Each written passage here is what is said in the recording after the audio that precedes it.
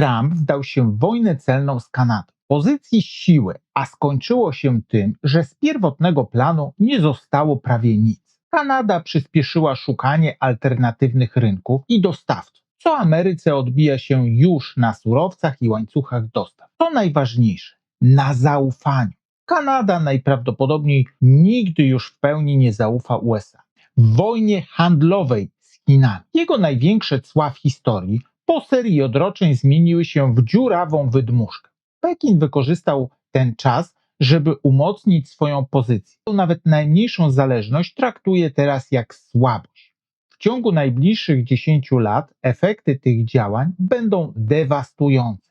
Dziś widzimy tylko śnieg na szczycie, ale to zapowiedź lawiny. W sprawie Ukrainy groził Moskwie twardym dealem, ale cofał się za każdym razem, gdy widział, że Rosja potrafi dłużej wytrzymać koszty wojny i sankcji, a każda próba nacisku kończyła się wzmocnieniem BRICS, bloku krajów rozwijających się z młodą demografią, która stanowi bazę około 4 miliardów ludzi i kontroluje większość kluczowych sektorów, większość kluczowych surowców, od ropy i gazu po metale rzadkie, podczas gdy Zachód ma około 1,2 miliarda konsumentów i coraz mniejszy wpływ na źródła tych zasobów. Pomysł kupna Grenlandii, a później groźby przejęcia jej siłą miały pokazać butę. Skończyły się kompromitującym wycofaniem i spadkiem zaufania. Europa zaczęła aktywnie szukać nowych rynków. NATO coraz częściej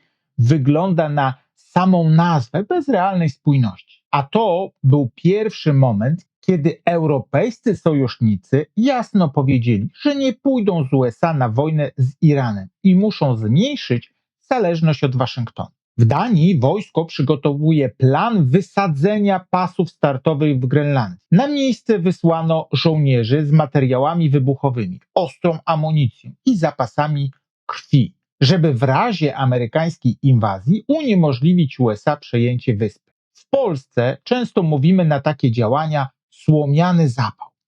Trump rozgrzebuje coraz więcej różnych spraw i praktycznie żadnej nie kończy. W konflikcie z Iranem moim zdaniem nastąpił przełom. Wcześniej prezydent Trump częściowo naginał rzeczywistość. Tutaj po odpowiedzi dyplomatycznej Iranu, że nawet rozmowy nie są prowadzone i że Iran nie rozmawia z Trumpem ani z żadnym przedstawicielem Białego Domu, wiele powiedział światu. Uwaga, to kłamca! I teraz każdy film, artykuł w gazecie o tym mówi.